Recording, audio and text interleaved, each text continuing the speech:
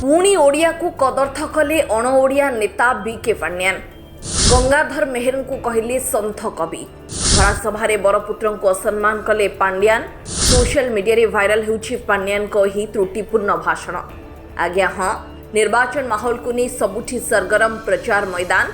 गोटेपटे केंद्रीय नेता ओडिशा रे घन घन प्रचार करुथिबा बेले बीजेडी मध्य एथिरु बाद पड़ी नाही।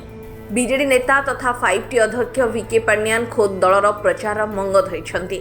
एही क्रम रे शुक्रवार से संबलपुर एक जनसभा को संबोधित करिछंती।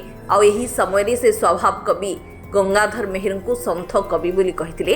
एहा सह संथ कवि भीम भोई को केवल कवि कही संबोधित करथिले, जहाकु नै राजनैतिक उष्मता वृद्धि पाइछि।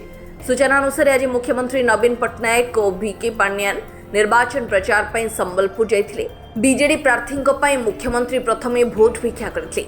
परे बीजेडी नेता वीके पांड्यान भाषण देवा आरंभ करथिले। भाषण आरंभरू ही से केंद्र मंत्री को टार्गेट करथिले और समालोचना छଳରେ से केंद्र मंत्री को नाना प्रश्न पचारिथिले। हेले सभारे भाषण देवा बेले पांड्यान स्वभाव कवि बदल संथ कवि गंगाधर मेहर कहिदेले। खाली सेतिक नुहे, संथ कवि को केवल कवि भीम भोई बोली कहिथिले। तेबे थरे शुणी रखंतु भरा मंचरे पांड्यान कौन कहिथिले। आपण स्वाधीनता संग्रामी वीर सुरेंद्र साई कोता कहतु, सांब कवि गंगाधर मेहर कोता कहतु, कवि भीम भोई कोता कहतु।